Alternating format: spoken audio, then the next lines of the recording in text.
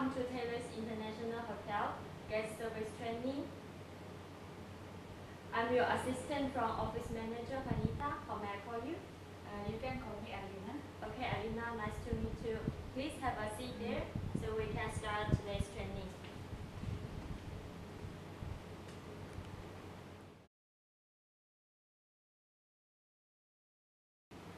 So I want to ask you some questions before we actually start our training. I know you already work in our front desk. Have you ever handled any guest complaint before? No, I never handle the complaint. Are you afraid to face this kind of situation? Yes. Yeah, I think so. It is difficult to handle guest complaint, but that's the reason we are here to teach you. So I hope after this today's training, you will be able to know what you will do if any guest complaint. So this is our lesson plan today. Our task is handling guest complaint, and the objectives are at end of this training session, you should be able to know the importance of handling guest complaint as well as how to handling guest complaint properly. So the first things I want to explain to you is different types of guest complaint. We have usually three types of guest complaint. First one is complaint for complaint. This kind of guests, actually we cannot do much for them because complaint is as a part of their nature. They just complain for everything. They don't only simple complain for our hotel, but also for everything else, like the weather is not good, the water have no taste. So if you come across for this kind of guest, actually you cannot do nothing. You just say, okay, I'm sorry, sir, like that. So just comfort the guest a little bit. The second type of complaint is complaint for compensation. In this situation, actually we didn't do anything wrong. It means our staff do everything according to SOP, but the guest still not satisfied.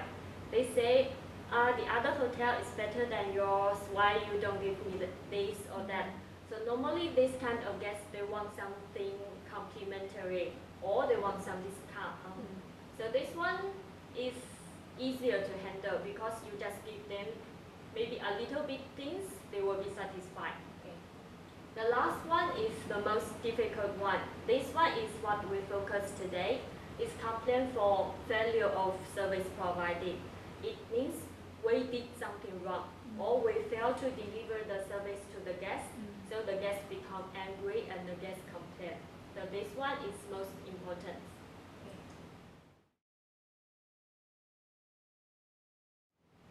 Next, you should know first the importance of handling guest complaint.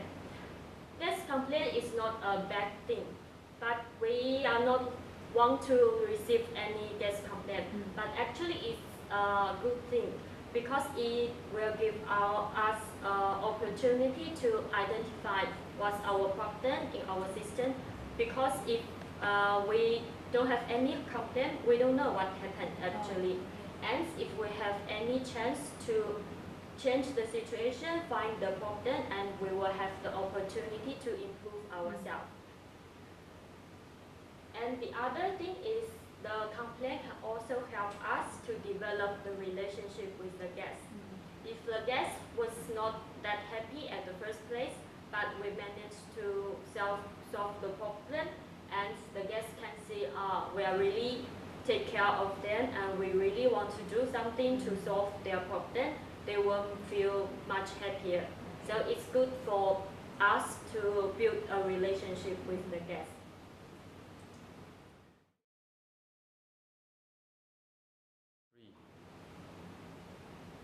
Next, I want to introduce you some general rules we practice in our hotel. The first one is we developed a strategic plan for the guest complaint system. That means our hotel has a clear, flexible welcome attitude to any guest complaint. So we are more like want guests to complain, so we can have more chance to improve. Second one is we want to train our staff to handle guest complaint, like today you are here. Because in training like this, we want to give you more knowledge and skills, and later you will be able to be confident to handle such of things. And actually handle guest complaint, it's a really stressful thing. So we want to help you at least to lower down some stress. So later you will feel more comfortable to handle this kind of things. The third one is we want to give complaint enough priority and authority. You should always know that guest complaint is the top priority in your daily work. It means in your operation. Like if you are doing some things normally in your operation, when a guest complains, you must handle the guest complaint immediately. It always be a top priority. And anyone who deals with the guest complaint, if you deal with the guest complaint, you must make sure you have sufficient authority to resolve the problem. It means you have the ability to solve this problem, and you have the action, and you have the plan to solve this problem. Next one is ensure we can process all complaints from all sources. It means we don't only solve the problem when guests complain to us face to face.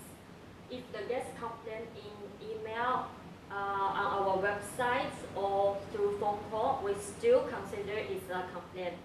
So we must open our channel to all guests in all channels. We will be able to handle all of these kinds of situations, and we must be able to handle all kinds of complaints.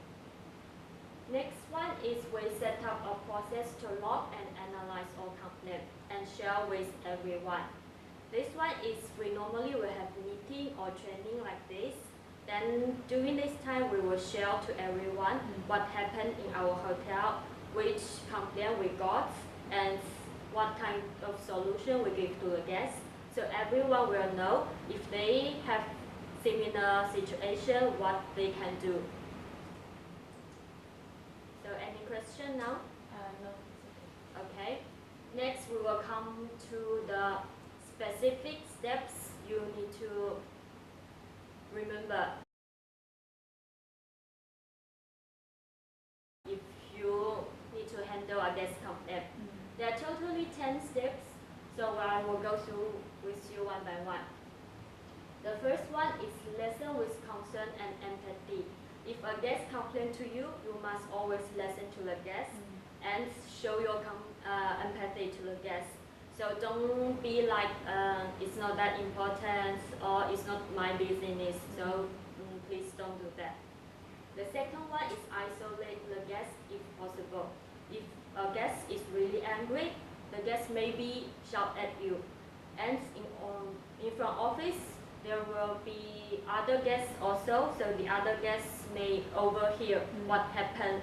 It will build a bad image for our hotel. So if it is possible, you can isolate the guests. You just say, sir, maybe we can go to our lobby lunch, so we can sit down and discuss this problem further. The third one is stay calm. I know if guests come to complain to you, angry to you, shout at you, you may also feel panic. But please stay calm, because actually the guest cannot hurt you. So you must always stay calm and don't argue with the guest. Don't say, oh, it's not our fault, sir, it's not our things to do like that. Never ever say that to the guest. The fourth one, be aware of guest self-esteem. In this one, we talk about use the guest name frequently. If I say, Miss Elena, I know what happened to you, I feel so sorry for that. So it will feel I'm more concerned to you. So you will feel, oh, I really listen to you, I really want to take care of this problem. Next one is give the guest your undivided attention. It means you need to concentrate on the guest all the time. Never got distracted by your phone, or if any other people call you, you just let the other people wait.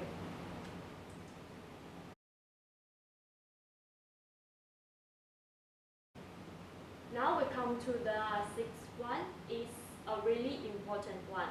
You must take notes because you cannot remember everything, and sometimes the details really important. So you need to write down the key factors.